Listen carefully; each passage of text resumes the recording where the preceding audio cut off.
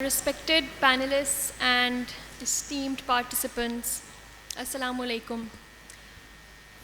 سب سے پہلے تو جب ہم آسماں جہانگیر کی بات کرتے ہیں تو ان کو خراج تحسین پیش کرنے کے لیے یہ ضروری نہیں ہے کہ ہمیں ایک سیمینار کرنا پڑے، یہ ضروری نہیں ہے کہ ہمیں ان کی یاد تازہ کرنے کے لیے ایک کانفرنس کرنے پڑے. ضروری یہ ہے کہ ہم ان کی عملی طور پہ ان کی زندگی جو انہوں نے ہیومن رائٹس سینکٹٹی کے لیے جو پوری زندگی جد و جہد کی اس کو فالو کریں. تو ہم تب وہ حق ادا کریں گے جب ہم آج کی فسطائیت اور آج کے جبر کے موسم کے خلاف آواز اٹھائیں گے. وہ آسماں جہانگیر کی جو پراپر سینکٹٹی ہے اس کو الائیو رکھنے کا میرے نزدیک بہترین طریقہ کار ہے. Moving on, I think there are some foreign delegates here as well. I would like to keep it in English as well as in Urdu so it's easier for them to contemplate what I'm saying. ہمارے ملک میں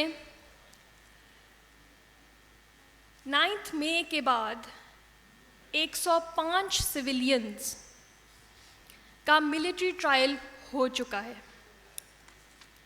and unfortunately بدقسمتی سے یہ military trials کی اجازت بھی ہمیں superior court سے ملی ہے.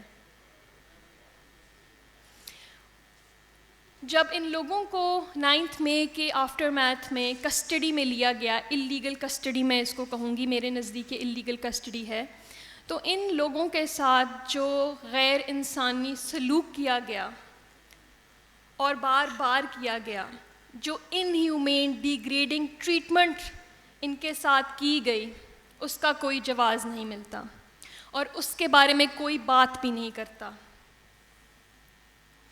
اور ایک بات بڑی ضروری ہے جاننا کہ Pakistan is also signatory to international conventions, to international treaties of human rights, and trials of civilians in military courts are a sheer violation of the ICCPR Article 14 as well as the Convention Against Torture.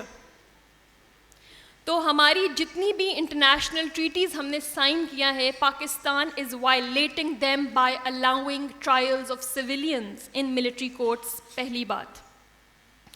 دوسری بات، why do we oppose military trials؟ اگر آج آسماں جہانگیر زندہ ہوتی تو میرے ساتھ وہ اس صف میں سب سے آگے ہوتی اور ملٹری ٹرائلز کے خلاف بار بار آواز اٹھا رہی ہوتی، روز بول رہی ہوتی، روز پروٹیسٹ کر رہی ہوتی.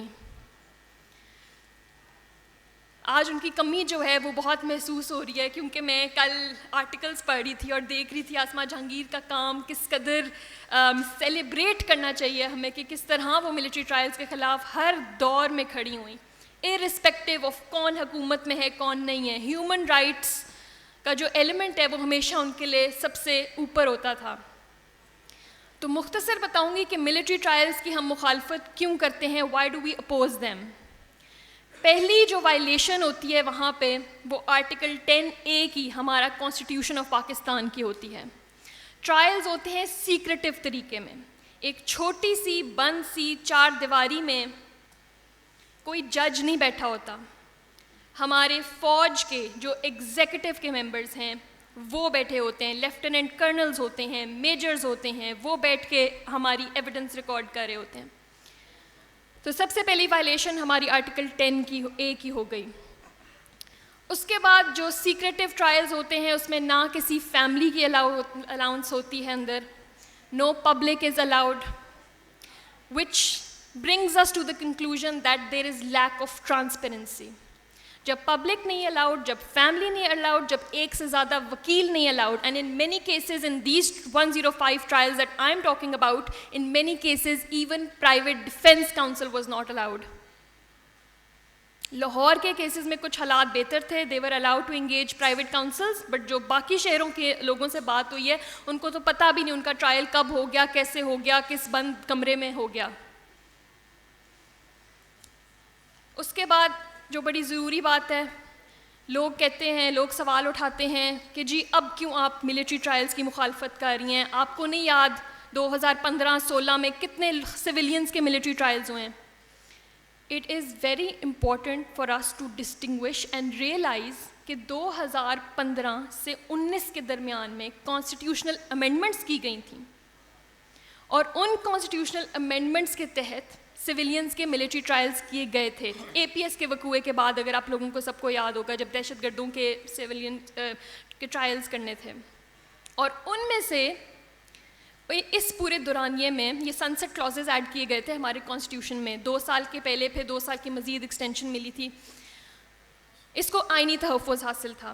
لیکن جو بات یہاں پر جاننے والی ہے وہ یہ ہے کہ 667 لوگوں کے ٹرائلز ہوئے تھے سویلینز کے، جن میں سے 665 گاٹ کنوکٹڈ، مطلب 665 لوگوں کو سزائیں دی گئی تھیں ملٹری کورٹس میں. تو ایک اور وجہ why we oppose military trials is because the conviction rate is nearly 100%.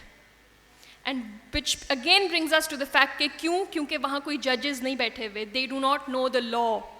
وہ لا انٹرپریٹ نہیں کر سکتے، وہ لا پڑھ نہیں سکتے، وہ لا اپلائی نہیں کر سکتے. تو ہم کیسے 105 لوگوں کا فیٹ جو ہے وہ ان کے حوالے کر سکتے ہیں؟ Thirdly the most important thing, I would not take more time, but بہت ضروری جو ہے وہ چیز یہ ہے کہ the occurrence of 9th May took place in 2023, 9th May 2023, whereas the law which has been applicable to these civilians was amended subsequent to the occurrence. 9 مئی کو وقوع ہوا، 18 اگست 2023 کو امینڈمنٹ ہو جاتی ہے آفیشیل سیکرٹ ایکٹ میں 100 سال کے بعد. پری کلونیل ایکٹ ہے، 1923 میں انیکٹ ہوا تھا. اسپیوناج کے کیسز کے لیے انیکٹ ہوا تھا، ان لوگوں کے لیے انیکٹ ہوا تھا کہ کوئی اسٹیٹ سیکرٹ اگر آؤٹ ہوتا ہے، کوئی لیک ہوتا ہے، ان لوگوں کے اوپر اپلیکیبل ہوگا. اس میں امینڈمنٹ کر دی جاتی ہے اور ریٹروسپیکٹیولی اپلائی کر دی جاتی ہے ان کیسز میں. اور یہ چیز تو بڑی کلیئر ہے، آئین اس پہ بڑا واضح ہے. آرٹیکل 12 جو پنشمنٹ اگینسٹ ریٹروسپیکٹیو پنشمنٹ ہے کہ ریسٹرکشن پروہیبیشن اگینسٹ ریٹروسپیکٹیو پنشمنٹ، کہ آپ ایک جرم جو اس وقت جرم نہیں تھا آپ اس کو سبسیکوینٹلی جرم بنا کے اس میں امینڈمنٹس کر کے وہ نہیں اپلائی کر سکتے. وہ 18 اگست کے بعد والے جرائم پہ ضرور اپلیکیبل ہو سکتا ہے، لیکن وہ 9 مئی کے اوپر اپلیکیبل نہیں ہو سکتا. تو یہ میری نزدیک جو جتنا میں اپنی آئین کو میں نے جتنا پڑھا ہے اور جتنا میں نے قانون کو پڑھا ہے، اس کے نزدیک تو بالکل ہی شام قسم کے ٹرائلز ہوئے ہیں. اور ہمیں یہ دیکھے بغیر کہ ہم کون سی پارٹی کو سپورٹ کرتے ہیں، ہم پی ٹی آئی کو کرتے ہیں، پیپلز پارٹی کو کرتے ہیں، پی ایم ایل این کو کرتے ہیں، آپ کی جو مرضی پولیٹیکل نظریہ ہو، اس وقت ضرورت ہے کہ آپ لوگ ملٹری ٹرائلز کی مخالفت کریں. کیونکہ اگر آج یہ بیڈ پریسیڈنٹ سیٹ ہو گیا تو یہ ہمارے فیوچر کو ایٹ سٹیک کر دے گا. اگر آج ایک ہینیس اور ایک بیڈ پریسیڈنٹ سیٹ ہو گیا تو ہمارا جو پبلک کا ٹرسٹ ہے in the judicial system that will be eroded forever. نہیں پتہ چلے گا کہ کب جو ہمارے ایگزیکٹو ہے ہمارے سویلینز کو سیگریگیٹ کر کے کس طریقے سے انہوں نے یہ 105 لوگوں کو آربیٹریرلی سیگریگیٹ کیا، کسی کو نہیں پتہ. کسی کی ویڈیو آ گئی، وہ کہہ رہے کہ جی آئیں پروٹیسٹ کریں، پیسفل پروٹیسٹ ہم یہاں کر رہے ہیں، اس کو اٹھا لیا کہ اس کی ویڈیو وائرل ہو گئی تھی، اس کو اٹھا لو ملٹری ٹرائل کے لیے.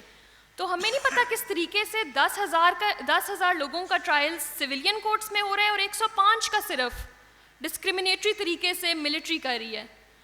تو ایک لا جو سویلینز کو اپلائی کر رہا ہے تو وہی لا ان 105 لوگوں کو اپلائی کرنا ہے کیونکہ یہ بھی سویلینز ہیں.